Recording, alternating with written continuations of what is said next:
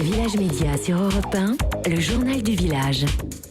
Le patron de Radio France fixé sur son sort ce matin. Et les choses sont en train de se discuter en ce moment même au Conseil supérieur de l'audiovisuel qui va donc décider aujourd'hui de l'avenir de Mathieu Gallet à la tête de Radio France, le maintenir ou le démettre de ses fonctions. Mathieu Gallet condamné pour favoritisme à 1 an de prison avec sursis lorsqu'il dirigeait l'Institut national de l'audiovisuel. Il a été auditionné, on le rappelle, à huis clos pendant plus de 3 heures lundi. Et on le rappelle aussi, ça peut peut-être changer, mais pour l'instant c'est le CSA qui nomme les patrons de l'audiovisuel public. Et pourtant la ministre de la Culture avait publiquement appelé au départ de Mathieu Gallet.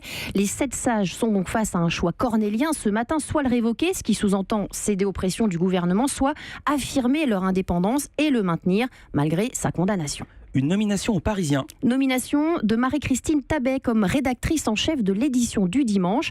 Le poste était vacant et avait provoqué, on s'en souvient, la mobilisation de 77 femmes journalistes de la rédaction qui avaient postulé pour dénoncer l'absence de femmes à des postes à responsabilité. Il ne peut pas faire autrement que nommer une femme à ce poste. Et puis 2 nominations, cette fois à la Croix. Et 2 femmes également, Anne Ponce et Isabelle de Gomin, qui sont chargées du projet d'hebdomadaire. La première était directrice du Pèlerin depuis 2011, la seconde rédactrice en chef de la Croix. Le groupe Bayard travaille au lancement d'un hebdomadaire papier. Il est annoncé pour l'automne 2018. Et puis une recrue à Explicite. Camille, c'est une fille ou un garçon ? Eh bien c'est une fille, Camille Cronier, qui rejoint Explicite, le média créé par d'anciens d'ITélé. Camille Cronier est passée par Quotidien et l'équipe du 28 minutes d'Arte. Elle vient donc de dire oui à Explicite. Le lancement du site et de l'appli sont prévus au printemps. Les hommes à la fin, Bruno Guillon sur France 2.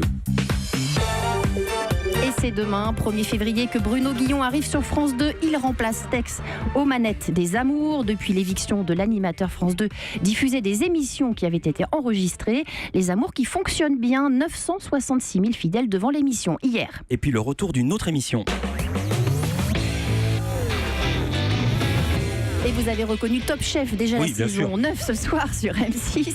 Et au menu, des épreuves inédites, 15 candidats âgés de 22 à 36 ans, dont 3 femmes. Et toujours les grands chefs, Hélène Darroze, Philippe Etchebest et Michel Saran. Et puis encore 2 nouveaux venus. Oui, Marc Vera et Joël Robuchon, les 2 géants de la cuisine pour lesquels les candidats vont devoir cuisiner. Et puis le chef Jean-François Piège, qui participe depuis la toute première émission, va également les passer au grill et les défier avec une épreuve particulière, le show culinaire. Bref, le niveau est relevé cette année. Rendez-vous à 21h sur M6. Merci beaucoup, Soisic Boisard. Europe 1.